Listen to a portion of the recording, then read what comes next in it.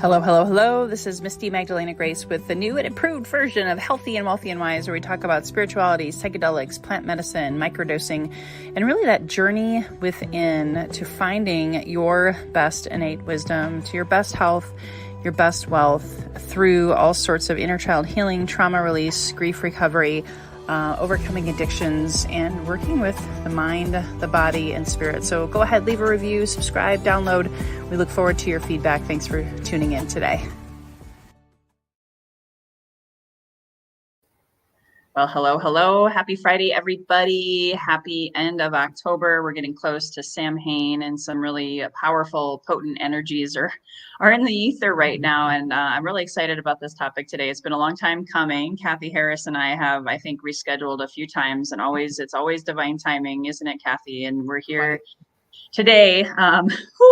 There's more to that story that I may not get into today, but anyway, it's profound to be able to talk about as we go into seasonal affective disorder, as we go into this season of Samhain, Day of the Dead. And a lot of you have heard my story about healing my religion wound, and on this journey with psychedelics and spirituality and really going inward to remember who I truly am. I have the pleasure of meeting Cathy along the way. And so we're going to go deep today in a topic that, full disclosure, it might trigger some of you, depending on the audience. So I just ask that you listen today with an open mind, an open heart. As most of you know, I'm really passionate about suicide awareness and mental health. I do believe one of the biggest causes, a lot of my friends that died by suicide, was a religion wound. I do believe a lot of karmic wounds and past life traumas, whether you were burned at the stake as a witch, or, you know, if you were like my ancestors, you were forcefully converted to a religion that wasn't yours, but you had no choice. I believe all of us are some way impacted, regardless of your belief system today. So just ask, if you're tuning in and you're not excited about religion, I always say we're not a religion podcast, but we are going to be talking about how this belief system, dogma, patriarchy that's prevalent in our society has impacted our society for 5,000 plus years, can destroy lives and can negatively impact your mental, physical, of course, spiritual and emotional well-being. So without further ado, I want to introduce our guest today. Cathy Harris has got a great background, and it's powerful. So we're in for a treat today. She's got 27 years as a trauma-informed therapist. She's successful. She has a private practice for many years and running strong. And the key thing is she is also a survivor. 26 years she was in a religious cult.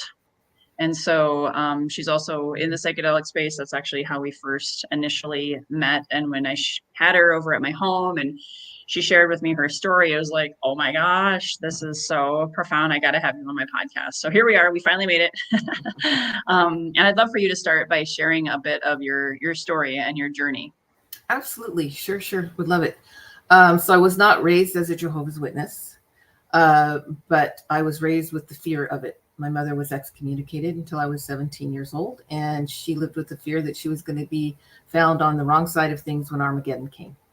And so with after a lot of back and forth resistance and then kind of being love bombed, I got involved with it when I was 17. I got baptized after only 3 months of studying, which usually was 6 months to a year for most people. So I'm a high achiever. And I was in it for 26 years. I was married in it. I ended up being married to someone who was a pedophile. And I saw how they covered that up step by step. That's a big problem. And then when I was close to 40 years old, I had dealt with depression, PTSD, and all kinds of other things for all that time. And I ended up in the hospital for 3 weeks after a suicide attempt. And out of that, I ended up in the Midwest again, away from my beloved San Diego, and ended up going to college at 40 years old. And then 2 years into that, decided to leave the religion.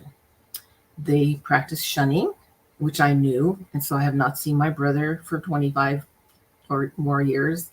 My mother died 10 years ago. I found out on Facebook. I knew that's what I was choosing. I was choosing not to go by their rules anymore. And I get it. I don't like it, but I get it. So I work with people now from that group. I've worked with people from all kinds of groups. There's so many small, cultish, even family groups. Grandfather that starts a religion, and then the whole extended family is involved, and people can't leave, and that kind of thing. So I've worked with the big ones and the small ones, and there's some things that are always in place for people with that. So I'm going to just share real quickly, because it's really important for me, what makes me call the group I was in a cult, because I don't like when people just throw that word around because they don't like something because it's new or different. Even the dictionary, some dictionaries will say that that's the definition of a cult, and it is not. When I read Dr. Robert Lifton's book about, he studied Chinese brainwashing on American soldiers in the 1950s during the Korean War. And he identified 8 criteria that identify what a cult is. And then, of course, there's Steve Hassan's work.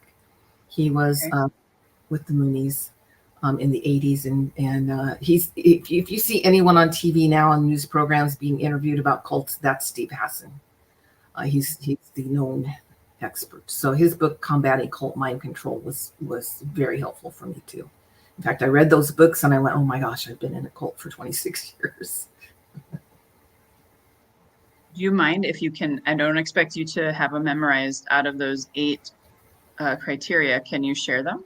I will share one of them that was extremely important to me. One of them is dogma over experience, or teachings over experience. So the leader or leaders present ideas, and in a group like this, you cannot disagree, you cannot question, there's no forum for questions.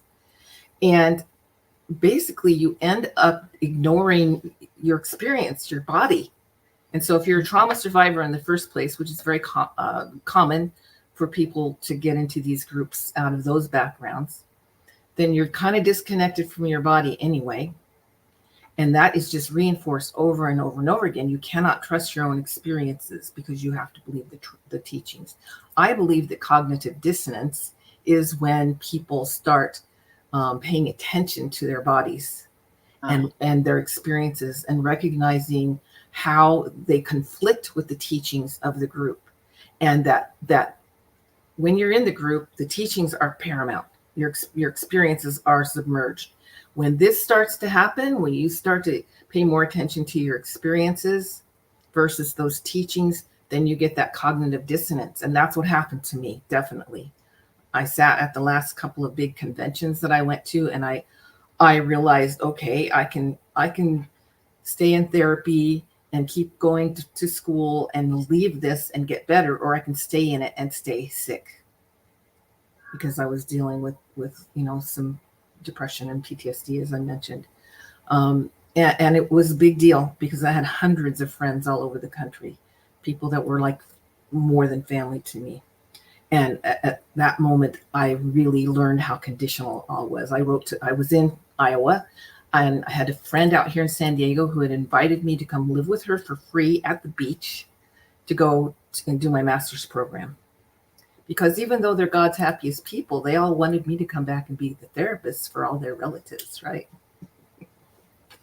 And so I wrote her snail mail, wrote her a letter, and I said, I have some questions about our faith. That's all I said. And she wrote back and said, of course, I can't speak to you anymore.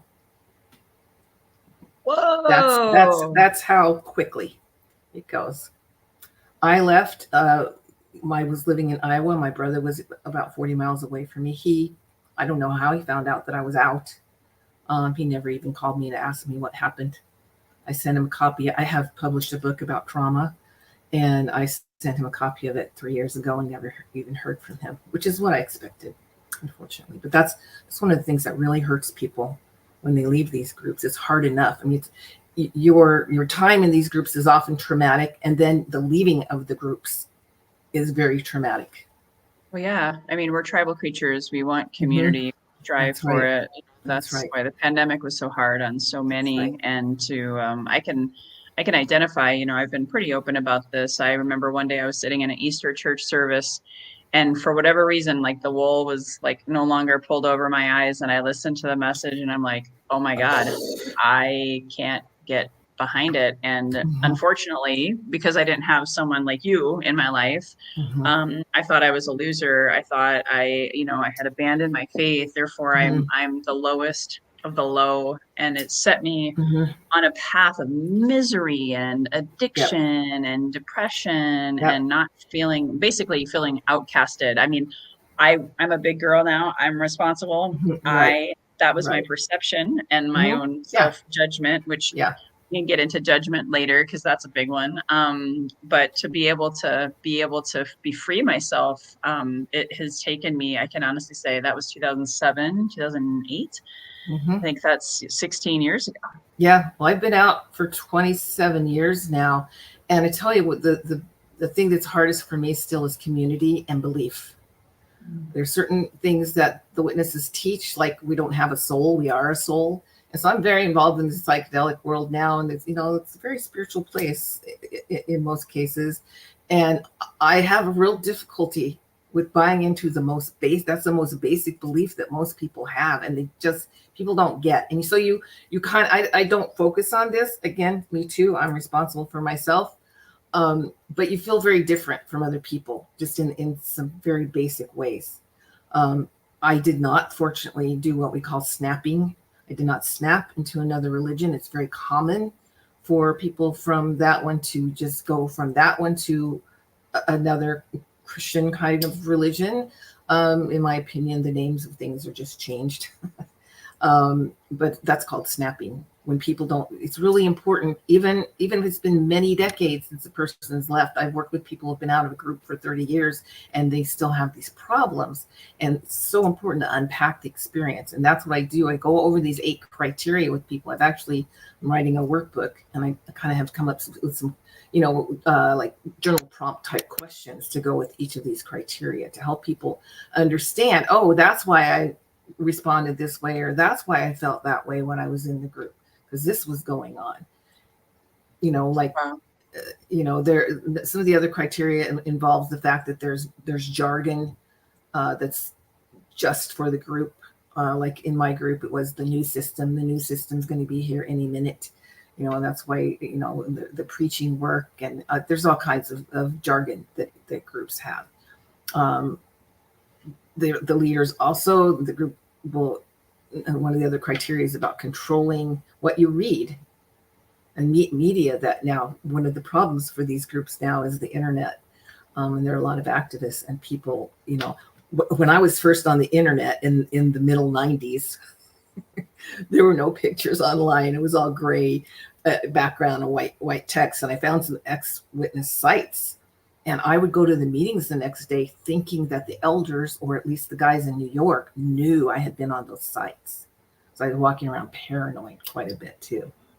Yeah, that makes total sense. Like Big Brother watching, for sure. Yes, absolutely. Well, Yeah. and you talk about snapping. I never heard that before, so thank you. I just want to remind, if anybody's just joining us, I see some eyeballs on the live. I'm interviewing Cathy Harris today, and we're talking about healing from cult and religion wounds. So I want to get into some practical tips in a little bit Yep. on how to heal from them. Obviously, besides seeing someone like yourself, it's an interesting thing because it's like addiction. Since I've studied it so much and now work with it with clients, we can transfer. So what you said, snapping, to me was like a transference. So Cross addiction.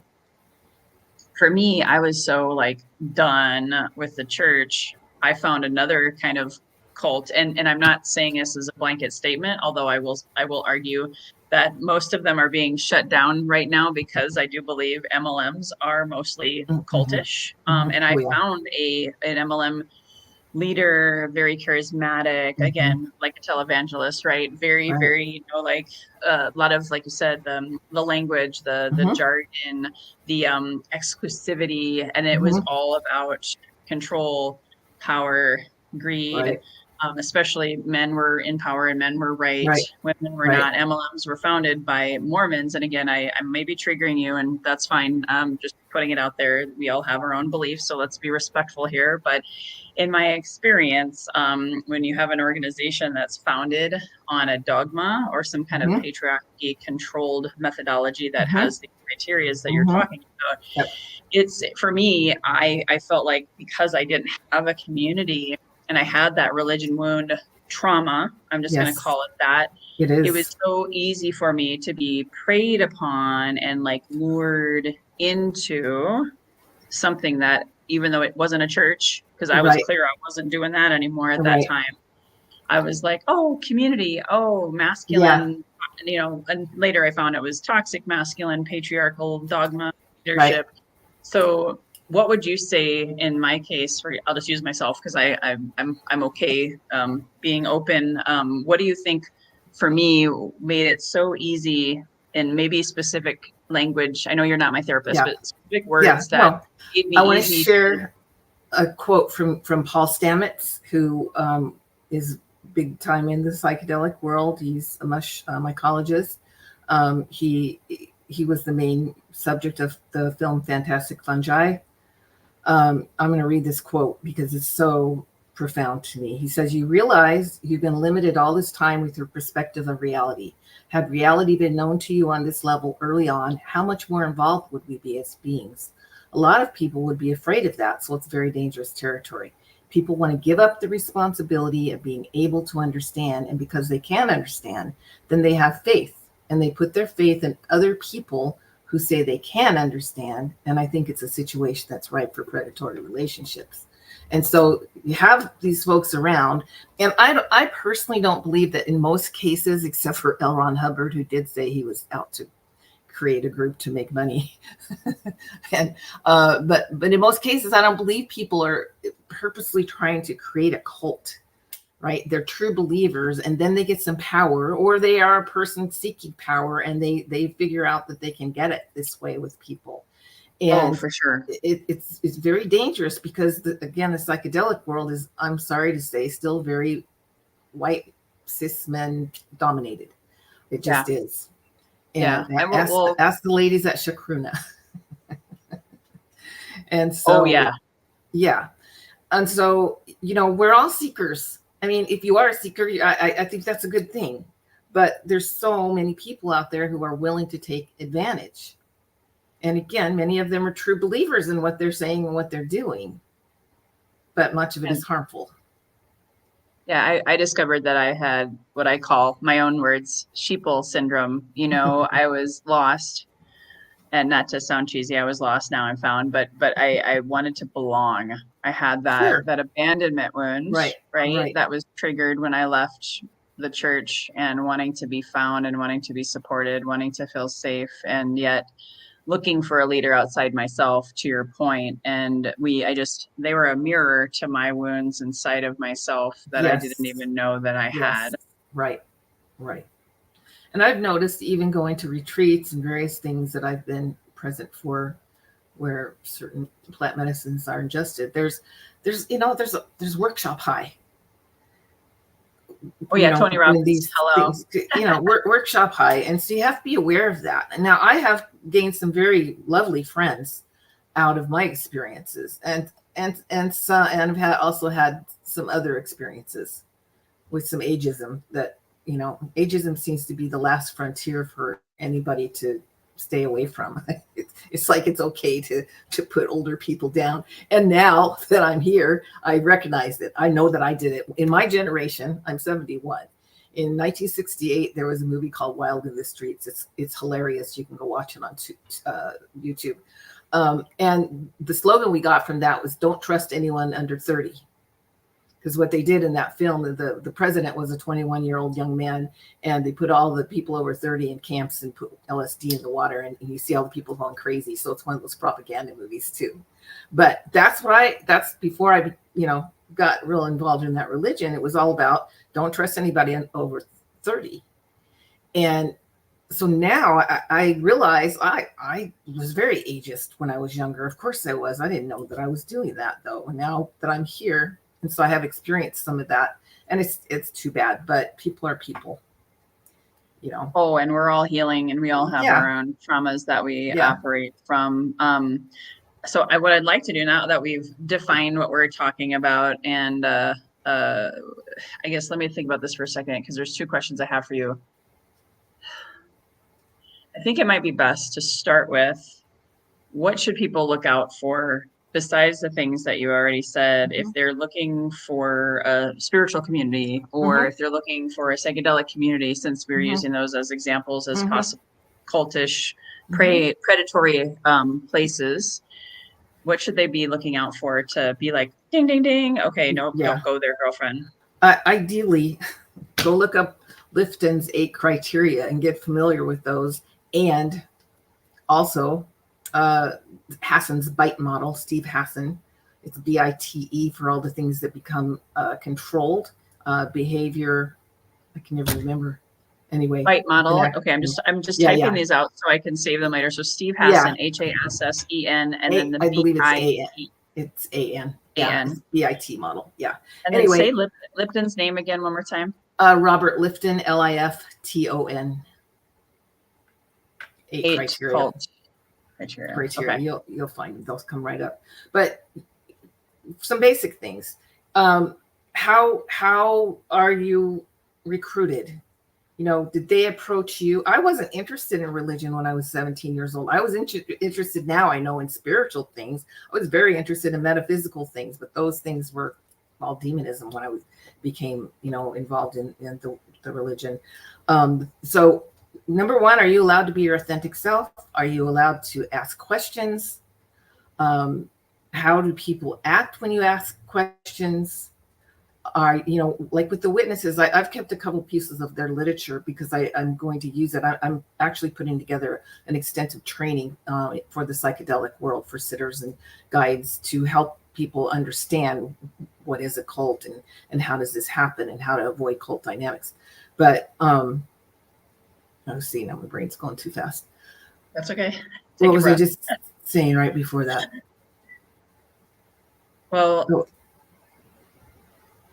it'll come back. Anyway, Lifton's criteria. Love bombing.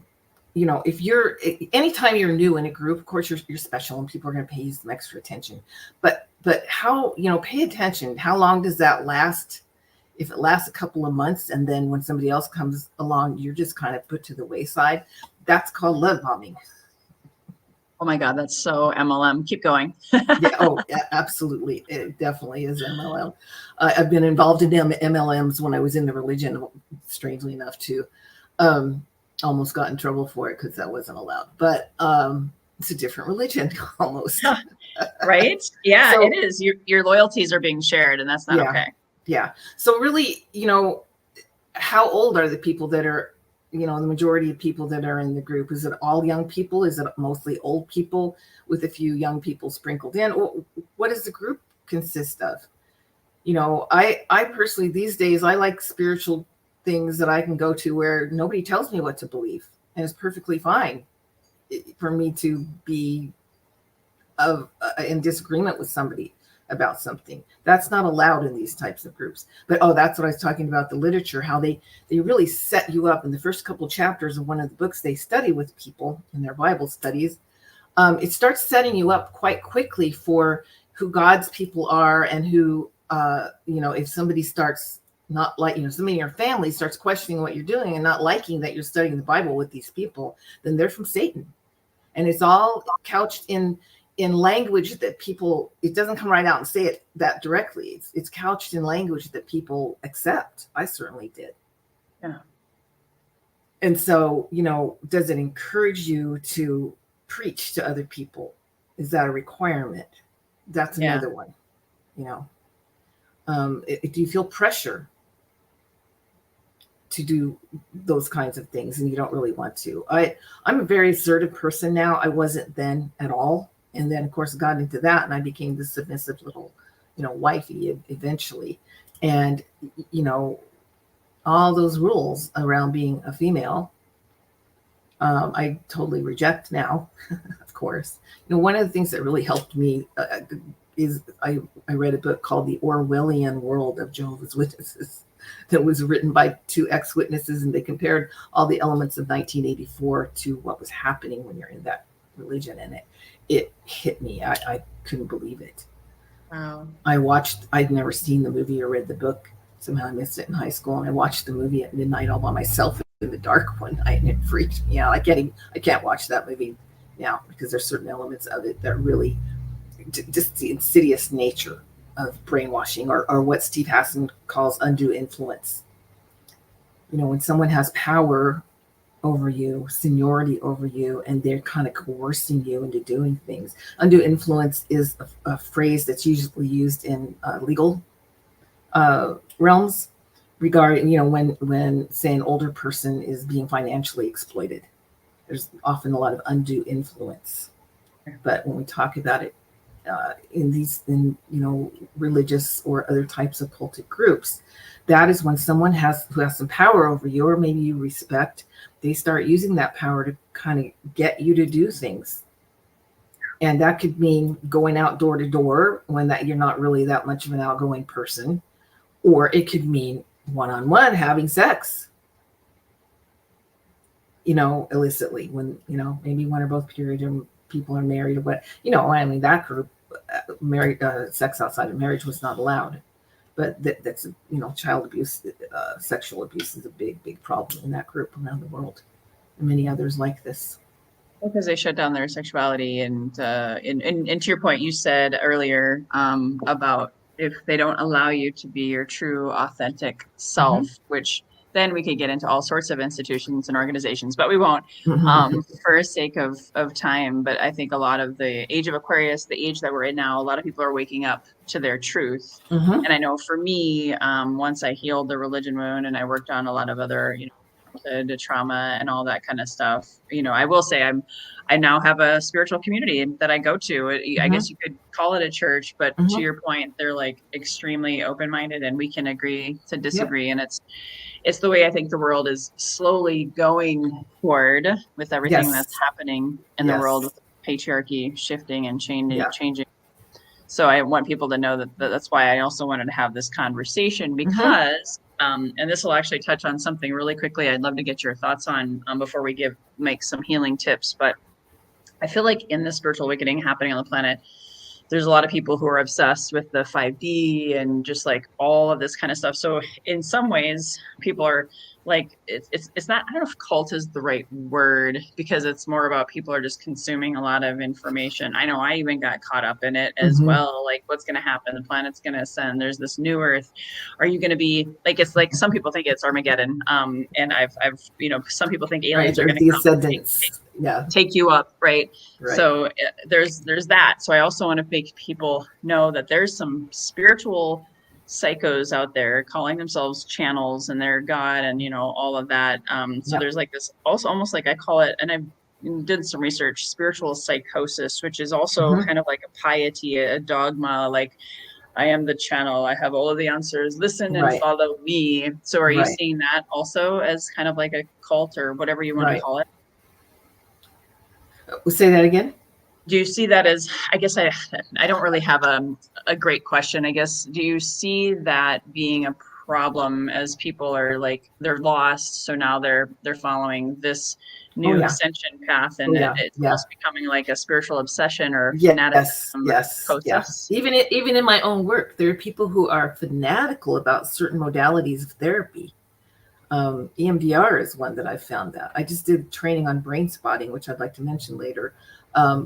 Which that doesn't, the guy that created Brainspotting encourages you to combine it with other modalities. EMDR, they don't like that at all.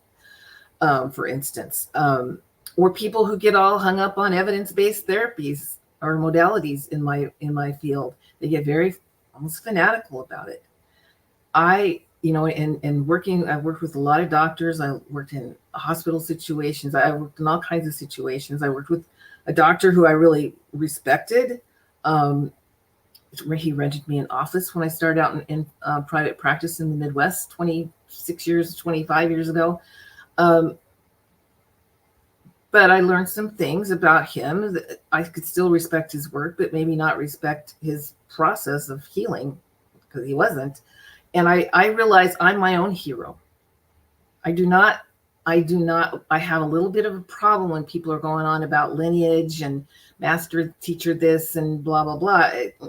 They're just humans. I don't care. And in my book, all humans have the same worth. I'm not any better than anyone else, and I am not any less than anyone else. And that's what works for me in life. And it keeps me out of getting involved in something else that I might then look back and go, what am I doing here? Yeah. Well, it's like every guru, right? Every Kundalini yoga had a guru that fell from grace. And, Right. there's all these different, maybe not religious, but even Buddhist leaders or different kind of Yeah. leaders that have, there's so much Right. sexual predator and Right. different stories that you hear in all of these dogmatic, Right.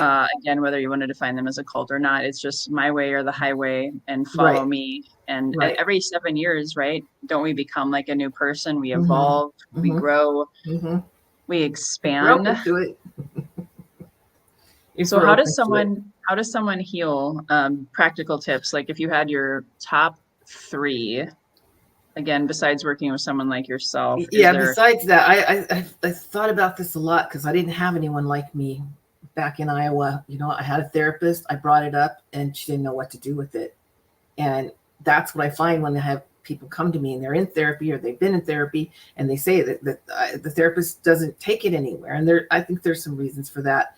But then people don't get what they need. And so there's that. Although being in therapy with somebody is not the only way, because I did not have that, is what I'm saying. So again, getting back to your authentic self, I reclaimed a lot of my old music, rock and roll music. I was fortunately, my therapy was being in college, and I was going to school to become a therapist, but I fortunately was in a really good university where they had an American Indian Studies program, and I took 18 credits, and every one of my teachers were full-blood people, and I got to go on some field trips, and I got exposed to some things that I had never been exposed to, and it gave me something else to connect to. So again, following your interests, your music, using what supports you can be. All my friends were within the religion because that's the way it was supposed to be. I was supposed to have worldly friends. And when I began to start to peel away at a time when I didn't realize that's what I was doing, I got help from people. A woman in Iowa rented me an apartment just on the promise that I had a job. And then when I got into looking into going to school, there were certain things that opened up. I had to go see the admissions counselor because I hadn't been in school for 25 years. I never took the SATs, and he wanted to interview me. And I had been told by an adult student counselor that had been kind of walking me through everything. She said, be sure and ask him about family housing. And so at the end of our interview, I was about to leave, and I said, oh, by the way, I'm supposed to ask you about family housing. He picks up the phone. In like 20 seconds, he puts it down. He goes, okay. And I said, okay, I'm on a waiting list. He goes, no, go pick up your key. And there were little things like that were life-changing for me at the time. I was at a time where I had nothing. And look for those things, look for those things and look for those people in your life. I had a couple of much younger friends who I'd met in classes. They were people I processed this stuff with, but they gave me a connection to being a human, and I wasn't quite as isolated. And at the time, of course, there were no such things as Facebook support groups or anything. There were a couple of altnet type groups of ex-witnesses that I found, but I do caution people because a lot of those groups nowadays are filled with people who are in a lot of pain and they aren't getting good help. So I do have a couple of resources I'd love to share. Sure. So one is called Recovering from Religion, and they actually have peer counseling groups. I have done a couple of webinars with them. They do weekly, they have weekly talks. They have all kinds of people on. The other one is International Cultic Studies Association, ICSA, ICSA. They're a wonderful educational organization. They have conventions. They do have a list, depending upon where you are, they have a list of therapists in various places around the world that help people with these things. Unfortunately, we're very few and far between. My goal is to help other therapists know. People have a fear of this word cult. As a licensed therapist, I am not supposed to ethically question other people's beliefs, and I very much go along with that. That's why I don't know anybody that does deprogramming anymore. It's dangerous. But I do what we call exit counseling. People come to me because they're either questioning or they have left a group and they need help to kind of unpack their experience. Beautiful. I'm going to add those in the show notes. So if you're listening and you haven't checked the show notes, I will look for those. I'm assuming Recovering from Religion is just Google it and I'll be able to find it. Yep, it's right there. Yep, the website, YouTube channel. They're a pretty big organization. Okay. Thank you for that. I'll check on that. I did have another question, and then I remembered you said you wanted to say something about Brainspotting. So what do you do? And I'm even thinking of myself when I was deep in the MLM. I had friends who were trying to open my eyes, and I didn't see. I didn't listen because I was so programmed, right? I was so lost in it. And that happens in the psychedelic space, that happens in religion, all of the things we're talking about. Because you don't want to be a rule breaker, and you're told not to listen to anyone, right? So, but what if you have a friend who's in a cult or even exhibiting spiritual psychosis? Is there anything you say to them to kind of help? Two questions that people usually come up with. Why do people join cults? I tell people don't join cults. They're seduced and recruited. And how can I get my friend out of a cult? And I want to say, I don't know. How do you make someone stop drinking? You're going to sit on them. We have freedom of belief. Now, what you do is you be as much support as you can. And if their situation will allow, you spend time with them. Because I look back now on some situations, like places where I worked and people I got friendly with at work, that gave me a different outlook and a different view into life. It was very, very narrow. Lived in a bubble.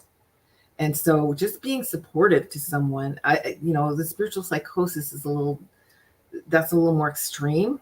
But again, with good boundaries for yourself,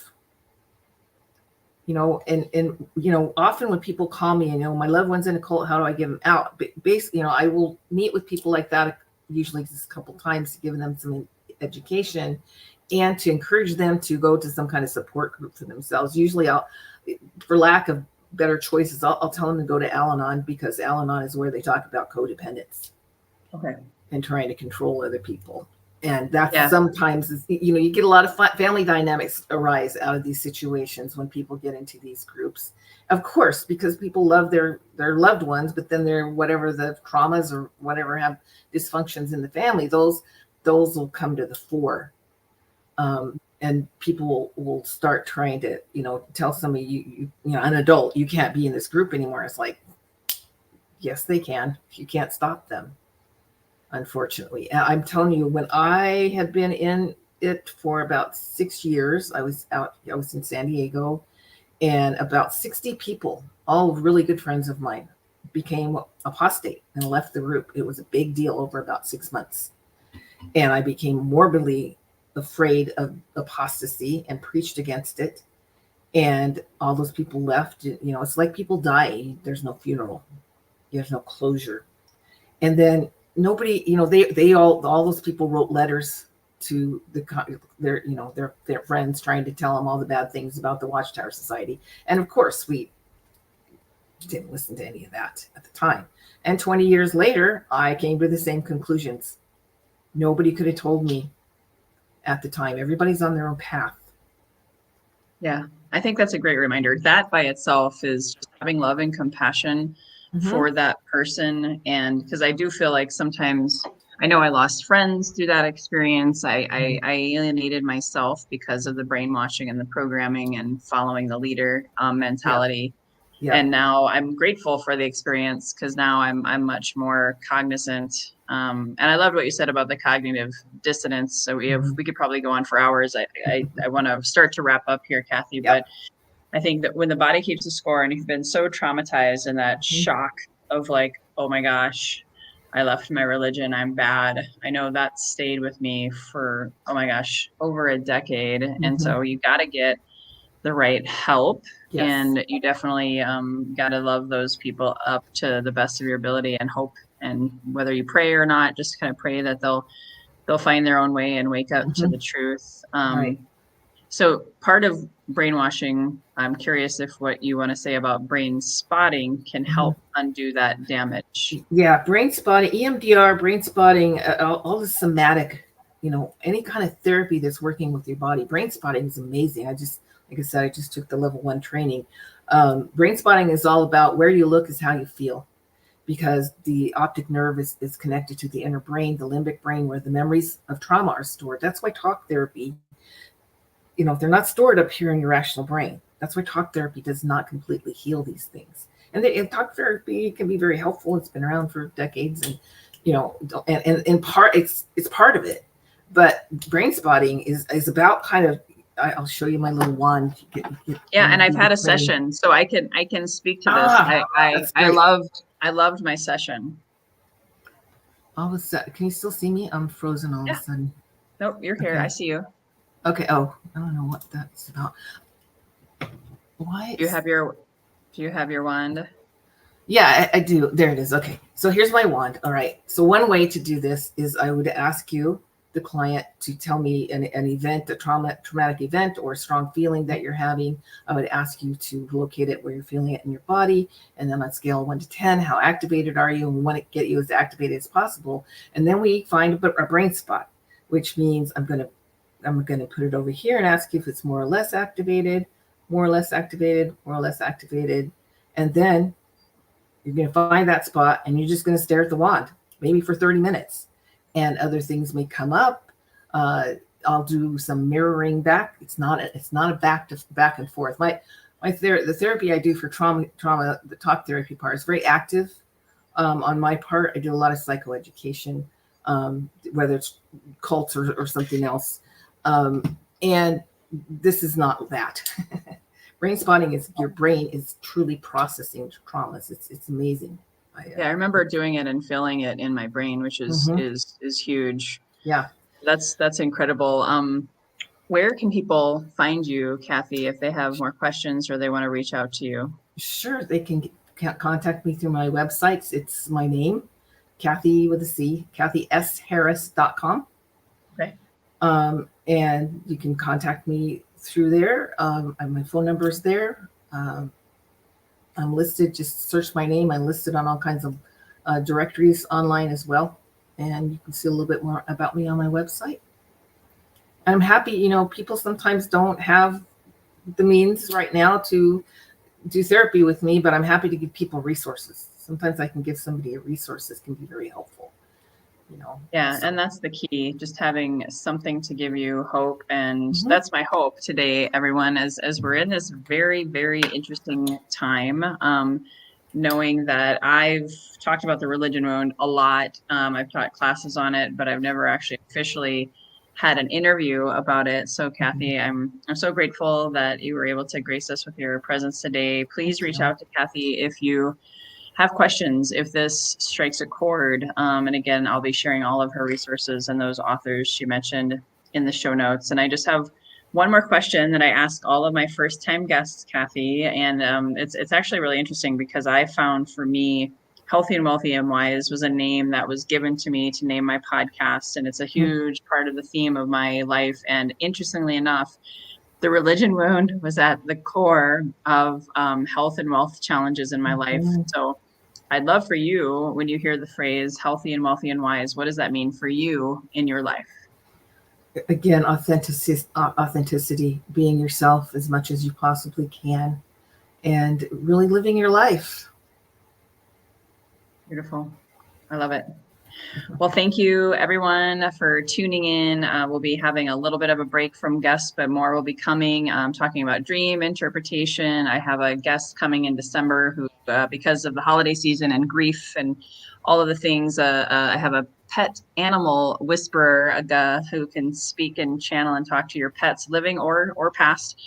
So stay tuned. Until next time, everyone, as always, wishing you your best health, your best wealth, by trusting that best wisdom that you find within. Bye-bye for now. Thank you so much for tuning in. Please subscribe, download, leave a 5-star rating or review, and also please refer this to a friend you know who may benefit from this inspirational message. We hope to see you again. Please subscribe to my YouTube channel or join my Facebook community. And if you are looking to manifest your best health, your best wealth by trusting your best wisdom within, please go to my website, www.microdosingforhealth.com. Again, www.microdosingforhealth.com, to quiet your mind, get into your heart, heal your body.